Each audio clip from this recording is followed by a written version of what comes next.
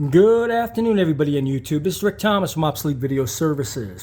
Hey guys, I thought I would show you guys a little bit underneath repair on this Ampex VR-7000, just to show you some of the work that I've done so far.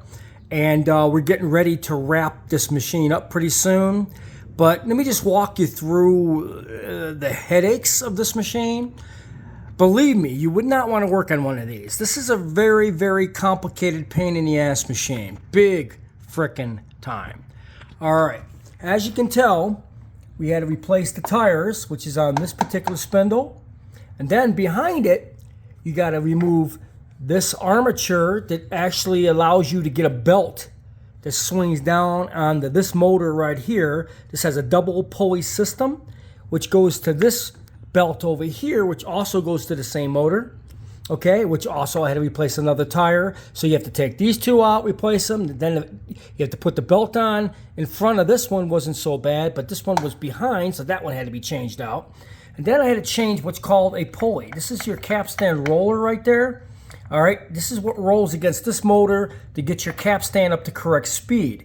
Well, that had to be changed out. That was completely a nightmare. There was nothing there. It was like completely gone. I mean, there was no rubber. So all the rubber underneath this thing, there was none. I mean, there was nothing at all. It was all completely gone, disintegrated, or taken out. God only knows what. Now, the biggest problem about this machine is the motor run caps.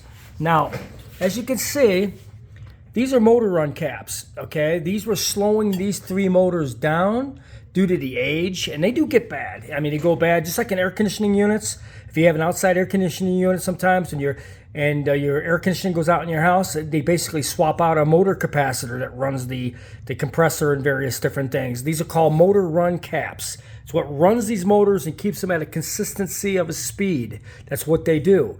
Well, anyways, I swapped that out with a brand new one, a brand new one, a brand new one. So all three motor run caps are in place to run these three motors. And this thing takes three motors to work. It's a very complex mechanism. You know, like I said, it's very complex. Now when you change out all the rubber, which is what I did there, new belts and all that, you get the whole underneath part of it done. You got to change the rubber, and you definitely do have to change out the motor caps, especially on the machine that's this old. We did tell you guys about the capacitors and stuff on this power supply, which were changed out, which was cool. I didn't have to touch those. And these cans were relatively new, changed as well. They're not that old. So they didn't catch on fire, so we know they're good. So we got the whole bottom of the unit is done. Okay, guys, we're getting down to the nitty-gritty on this machine. Like I told you, this machine takes three boards. Audio board 1 is changed. Audio board 2 is changed. These are completely done. It'll take me a half hour once I get all the capacitors on order to swap out the capacitors on these boards. It only takes three boards, okay? This is a power amplifier board. I mean, these caps are so grody, it's not even funny. Doesn't take many, it takes a few caps on that. This one has a little bit more caps. It'll take me about 15-20 minutes to get all these taken out and swapped out.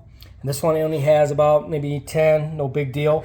It'll take me probably roughly, for all three boards, about an hour, not even that. You know, I'm pretty quick when it comes to swapping out capacitors. It's a pretty simple process once you got it down to a science. But anyways, we're going to recap all three of these boards.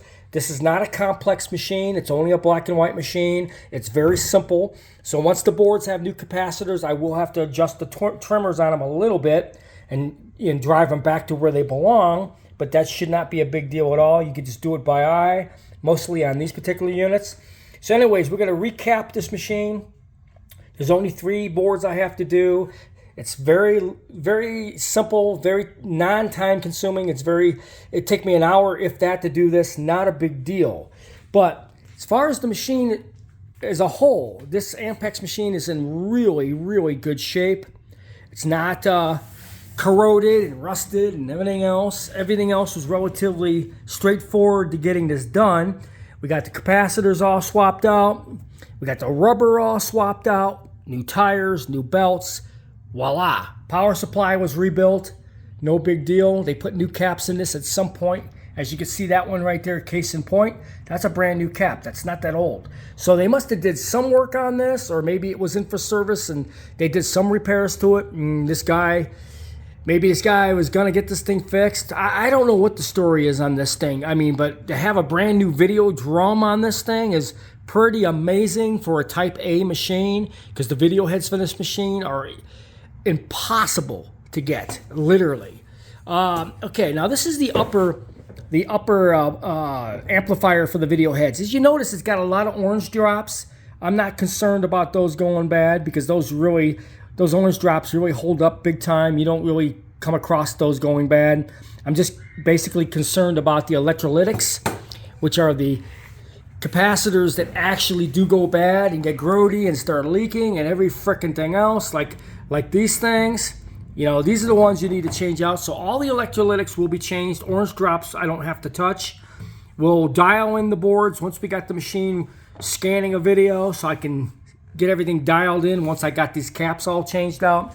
But this is a very unusual machine. It's not only very rare, there's people out there that used to have these Type A machines. And the problem is, guys, getting these tapes done now is really, really hard to do. If you have Type A tapes like these, if you could find anybody who will even attempt to do if you have a bunch of them, you're going to pay an arm and a leg to get them done. I mean, literally. Okay? Obsolete Video Services, it came into existence to help people out, to show them that, if you have a good enough setup, you could charge reasonable prices to get this stuff done. That's what I'm all about, to help people get their obsolete video formats transferred. Case in point, a shitload of Type A's we got sitting over here. This is an awful lot of tapes, guys. So, like I said, we're going to get this Type A machine working. We know this one works. We know that it doesn't have any motor problems or anything else. Everything was pretty much taken care of. We just got to finish rebuilding these 3 small boards up here, which is a very simple machine because it is black and white. It's not that complicated. And once we get all the new capacitors put in place on these boards, we'll plug them back in, and then we'll fire this thing up with a good tape after we got the head assembly all together, and we'll check it out for signal and make some adjustments on these front boards, and we'll have a working black and white Type A machine. This is a long time coming on this video tape format. I'm very, very excited that I got one that's actually fixable. And like I said, guys, we got a brand new video head on this thing. This is an awesome machine, but it takes many, many hours of skill and parts and everything else to actually repair one of these. But I hope you guys enjoyed this video.